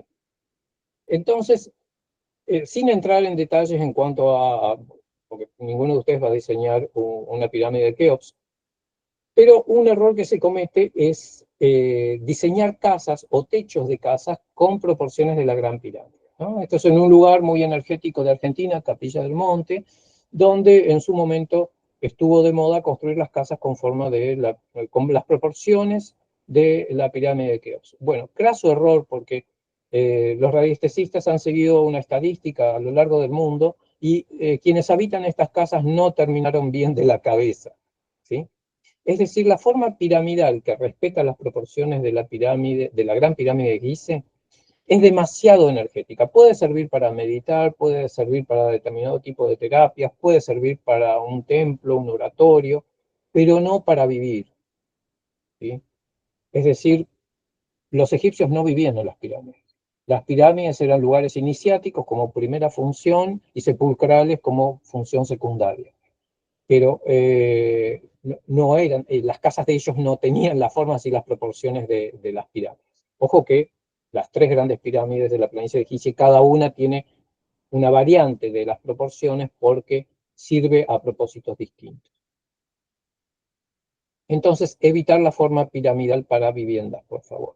Esto es terrible, por ejemplo. Acá también este es un hotel encima que reproduce esas proporciones, pero además tiene el tema que lo vamos a ir viendo hoy, que es el tema de la prolongación de los ejes, de las líneas rectas, ¿no? Y aquí atraviesa los dormitorios. Seguramente esta viga del ángulo de la pirámide se corta en el dormitorio, pero está produciendo una flecha escondida. Y cuando está arriba de un edificio, esto es en Mendoza, otra ciudad de Argentina, cuando está arriba de un edificio se proyectan las aristas y producen disturbios energéticos en los alrededores. Aquí les hago un gráfico. A la izquierda es un monumento de los japoneses, el monumento del inmigrante en el Jardín Japonés de Buenos Aires. Y a la derecha un edificio que está coronado con una pirámide, también en Puerto Madero, de Argentina. Esto es antes de que crecieran más edificios alrededor, pero que perturba la prolongación de sus aristas, porque arriba tiene una pirámide con las proporciones de la gran pirámide. Entonces, abajo vemos algo muy interesante, que es el centro virtual, ¿sí? Cuando uno tiene una pirámide truncada, como son las pirámides egipcias o de Indonesia, la fuerza de esa pirámide es virtual, es decir, está en un centro que no es visible, sino en este caso está ocupando el baricentro de la piedra natural. La base está cargando, por decir así, esa piedra natural. Y en el otro caso tenemos el efecto opuesto de descarga desde esa pirámide de vidrio hacia los alrededores del edificio. Aquí les traje, por ejemplo, a las tolas, en este caso las tolas de Cochasquí, que también son pirámides truncas, pero la fuerza les viene, si está bien diseñada, que todas estas están bien diseñadas, el tema es si en algún momento alguien va a reconstruir o a construir nuevas tolas imitando las antiguas, hay que respetar que las 4 aristas se tienen que encontrar en un punto. Si no se encuentran en un punto es porque algo las deterioró o porque está mal hecho el diseño si se hace un diseño nuevo. Pero recuerden que en el tema de ondas de formas son más importantes las líneas y los centros virtuales que los concretos. Esto es un diseño de lo que se llama trazado regulador. El trazado regulador es la geometría sagrada subyacente a un diseño arquitectónico. En este caso es la misma pirámide 13 de Cochasquí, visto en planta. Esto lo obtuve de tesis que midieron los lados de las pirámides y los ángulos, y cuando uno empieza a hacer el trazado de estaca y cordel, como les digo, uno obtiene una geometría a partir del círculo que tiene que ver también con, fíjense en última instancia, la estrella Quitukara.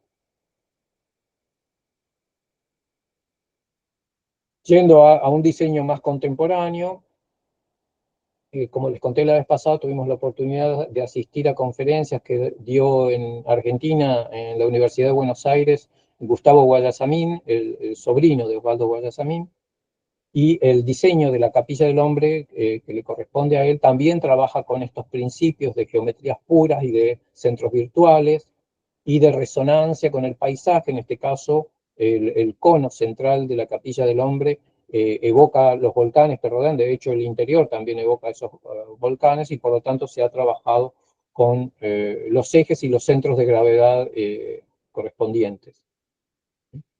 Esto él mismo lo graficó en el logo de la Capilla del Hombre, ¿no? La geometría que él aplicó. Es decir, esa base que veíamos, que era como una sección de cuadrado, en realidad son 9 esferas. Si uno los ve en sección, son 3 círculos, pero en realidad tridimensionalmente son 9 esferas. Y fíjense cómo calculó armónicamente el ángulo del cono superior que evoca el volcán. Y en el interior, por supuesto, en el eje del volcán hay una llama eterna que justamente imita el núcleo magmático, y si uno mira hacia arriba obtiene este diseño de las vigas que sostienen el techo, que es el diseño de la estrella Quitukara.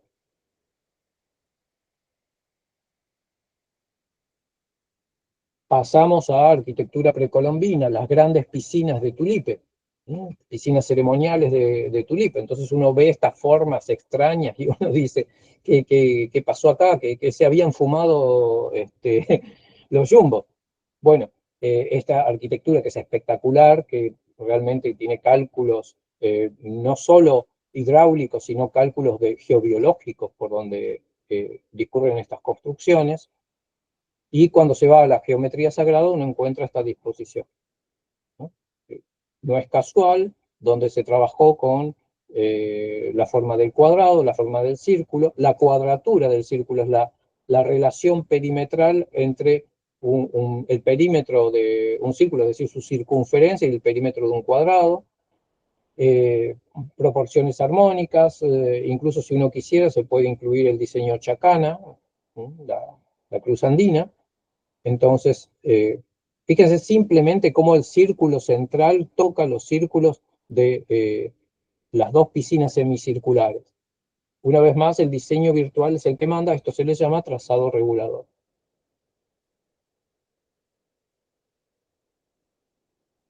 Bueno, pasamos a algo más contemporáneo, aunque en realidad remite a algo mucho más antiguo, que es el diseño de las cúpulas geodésicas, ¿no?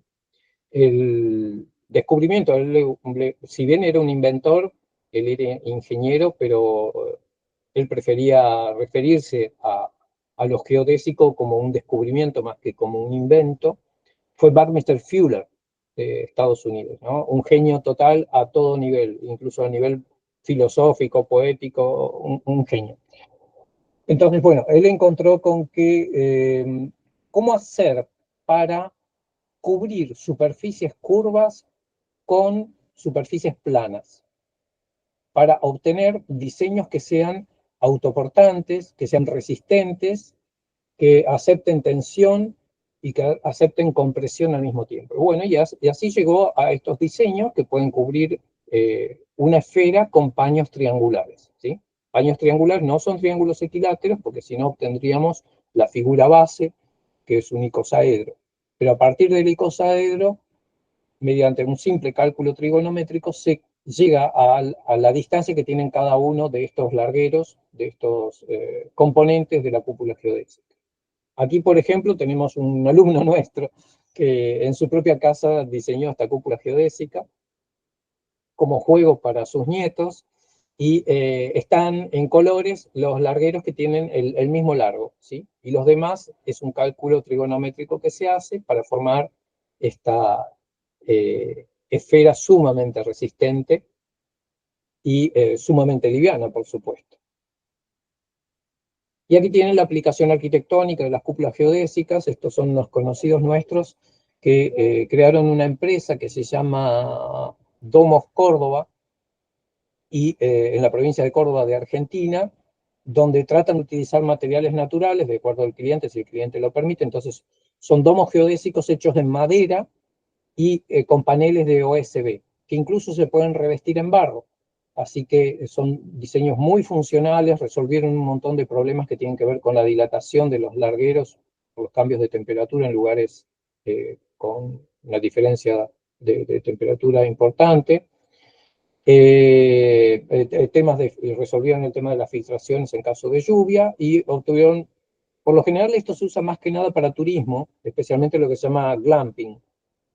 Y bueno, fíjense el espacio interior que agradable, ¿no? Estos son paneles de OSB, el disfrute del paisaje. Son formas muy eficientes, tanto desde el punto de vista de ahorro de materiales como de bioclimática. Y los que son sensitivos o los radiestesistas, decimos que dentro de estos espacios uno se siente muy armónico. ¿Sí? Bueno, Buckminster Fuller clasificó los domos geodésicos de acuerdo a la frecuencia. La frecuencia es a partir de una sección de un icosaedro. Les recuerdo, un icosaedro es uno de los 5 cuerpos platónicos formados por paños triangulares. Y de acuerdo a la cantidad de veces que se dividían los lados de esos triángulos para adaptarse a una esfera, se le llama frecuencia. Entonces, el icosaedro propiamente dicho es de frecuencia 1. Cuando se dividen esos lados en 2, es frecuencia 2, después frecuencia 3, y a medida que avanzamos, que vamos subdividiendo más, se obtienen más frecuencias y se va acercando más a una superficie esférica. Los largos son cada vez más cortos y se logra una especie de teselación de la superficie. Principalmente son paños triangulares y cada tanto hay uniones. Las uniones son hexagonales, pero cada tanto hay uniones pentagonales. Esto se ve incluso en el ojo, por ejemplo, de los insectos. Así que por eso Buckminster Fuller decía que él descubrió esto, porque los insectos lo habían descubierto millones de años antes. Y otra clasificación que se da es en la sección de la esfera. Es decir, por ejemplo, una esfera es una sección de un medio. Perdón, una esfera entera es una sección de 1. Una semiesfera es una sección de un medio. Uno puede usar 2/3 de una esfera. Después está otra alternativa que está inspirada en la geometría de los cristales, y son los somos. Y resulta que para la geometría sagrada tienen más energía todavía que los domos, ¿sí? Que los domos geodésicos. Y su geometría parte de la conjugación de rombos. Entonces, fíjense, estas son unas cabañas hechas con superficies romboidales. También se pueden hacer en madera, se pueden hacer en bambú también. Uno de los especialistas en bambú en Argentina, Saleme, suele hacer cúpulas geodésicas y somos con cañas de bambú. Por supuesto, tienen que estar reforzadas para que no se curven, ¿no? Y aquí tienen comparadas los cálculos y las dimensiones de los domos contra los somos. Bueno, y este es un trazado regulador que uno puede encontrar en edificios. En este caso es una construcción barroca jesuítica, que es la iglesia de la Compañía de Jesús en Quito, ¿sí? Entonces uno agarra la planta y particularmente está clarito la forma de la geometría básica. Les voy a compartir un estudio que hice con respecto a los edificios que tienen asimetría, donde también rigen los trazados reguladores, nada más que no los vemos. Entonces, bueno, aquí se parte de 2 círculos, es decir, vemos el doble cuadrado, toda la planta está incluida en un doble cuadrado dado por doble círculo. Y estos círculos me van dando la posición de las columnas, de las molduras, etcétera, etcétera. Cuando lo mismo, si yo aplico a la fachada, en la fachada voy a ver que está inscrita en un cuadrado, y dentro del cuadrado también voy a encontrar un triángulo equilátero, trazo las diagonales y me va a dar puntos significativos del diseño. En eso se basan los trazados reguladores, en encontrar puntos significativos dentro del diseño. En general, un diseño que es orgánico, y hablamos de orgánico cuando las partes están conectadas con el todo en una unidad, suele responder a un sistema compositivo determinado. O sea, tengo una anécdota, por ejemplo, con mi socio. Mi socio, cuando empezamos a trabajar juntos, y él era medio desconfiado de estos temas, me pasa uno de los diseños que nos había encargado un cliente, un diseño de una casa. Entonces el cliente, como sabía que yo me especializaba en geometría sagrada, pidió que se le hiciera el diseño siguiendo la geometría sagrada. Entonces, cuando me pongo a estudiar este diseño que había hecho desde el punto de vista intuitivo y desde el punto de vista práctico mi socio, encuentro con que todo estaba relacionado en la misma proporción, en proporción raíz de 5, no la divina proporción, raíz de 5, que era 2,23 como vimos recién. Entonces, le digo, las alturas, las aberturas, todo está ubicado en eje de acuerdo a raíz de 5. Y él no me podía creer, me dice, para nada, yo no calculé nada, yo puse las cosas donde tienen que ir, esa era la expresión de él. Entonces, ahí me di cuenta, algo que después otro escritor también, cuando llegó a mis manos el libro, él mucho antes lo había descubierto, que hay una proporción que uno lleva internamente. Entonces, si el diseño está bien armado y es orgánico, va a tener una modulación y va a responder un trazado regulador, aunque no se lo haya propuesto conscientemente el diseñador, ya sea de un mueble, ya sea de una casa, ya sea de un cuadro, ¿sí? Entonces, eso es lo que descubrió Doxy y es muy interesante de analizar. Entonces, siempre mi propuesta es, si ustedes van a hacer un diseño, primero déjense fluir. Y después, si quieren, superponen con alguna geometría, fíjense a qué geometría se acerca más y empiezan a trabajar con las medidas exactas para que dé esos valores. Tengan en cuenta que cuando se usan medidas en una construcción van a tener geometría distinta para la pared externa, para la pared interna y para los ejes. Entonces hay que definir bien de dónde viene la geometría. En el caso de unas iglesias como estas, como los muros llegan a tener entre 60 y 1 metro de ancho, hay que tener en cuenta las tres cosas. El lado exterior del muro, el lado interior y el eje. Bueno, este es un cálculo, justamente un trazado regulador que hizo el arquitecto Emilia Villena sobre el templo solar de Ingapirca. Entonces, él encontró que se basaba en 3 círculos que él asoció con el Hanan-Pacha, Kai-Pacha y Uku-Pacha. Pero lo que nosotros hemos visto que, de acuerdo a las fotogrametrías de las mediciones actuales, en realidad no es así el diseño, sino que el círculo interior es un poco más grande que los dos laterales. Y sí está comprobado el tema de las alineaciones con las construcciones aledañas. Entonces, fíjense el grado de exactitud que se alcanzó en América precolombina. Y también está el tema de adaptar las construcciones al cuerpo humano. Evidentemente, si los seres vivos, los minerales, los vegetales, y los animales y el cuerpo humano responden a sistemas de proporción matemáticos naturales, el cuerpo humano también tendría que corresponderse con las construcciones en las que habita, ¿no?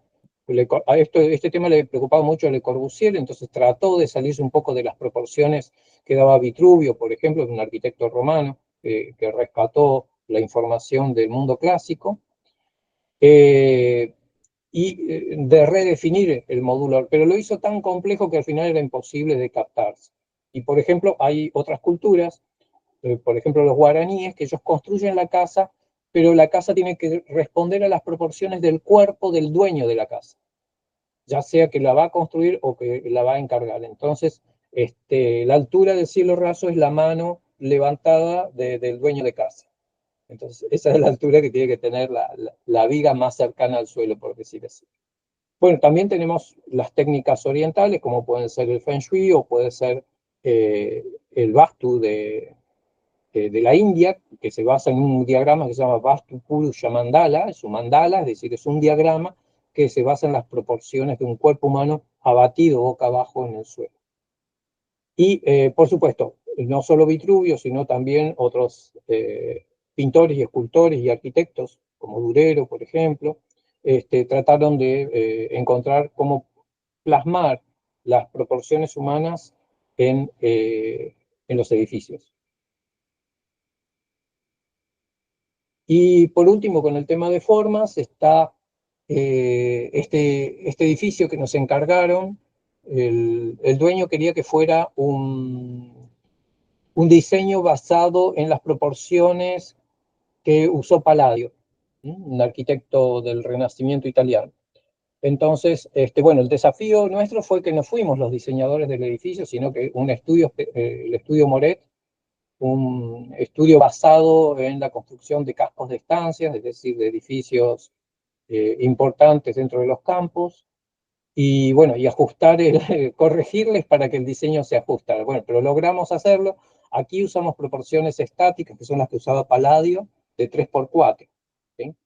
Lo cual da 12, lo cual le encantó porque era muy, muy católico el comitente, así que fuimos adaptando la ubicación de la escalera, la división de las habitaciones, hasta llegar al diseño de la puerta, que lo diseñé yo en base a círculos. Él había visto una vez un dibujo de una puerta de un templo egipcio y bueno, quería obtener la geometría de ese diseño. Y también de las baldosas, fíjense que en las baldosas aparece la estrella Quitukara, pero aquí en Argentina ese diseño geométrico se le llama la estrella federal, porque es la que está en la bandera de un caudillo nuestro, el general Rosas. Y bueno, esta forma está basada justamente en el círculo y en el cuadrado, ¿no?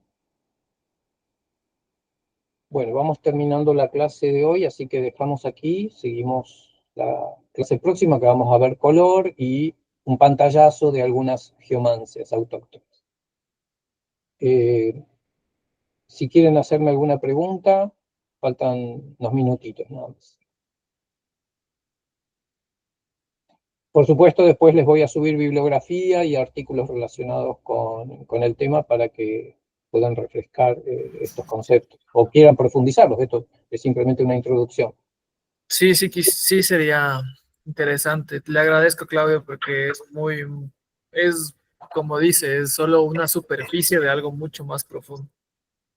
Sí, de hecho, uno es un poco enciclopedista, entonces necesariamente tiene que cotejar una serie de informaciones porque la geobiología, que es a lo que me dedico yo, principalmente es una ciencia puente y es una ciencia integradora y por lo tanto es multidisciplinaria.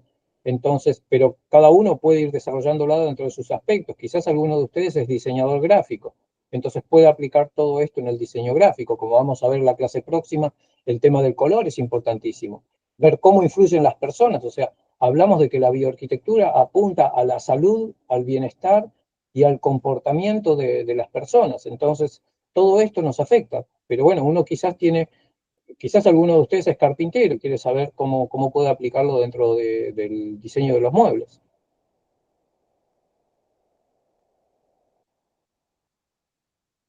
Bueno, si no hay ninguna otra pregunta, voy a ver también de subirles algún video, porque a veces en estos tiempos que nos falta tiempo justamente, el video es más práctico para introducirse en el tema, ¿no? Pero lógicamente para diseñar un video no alcanza.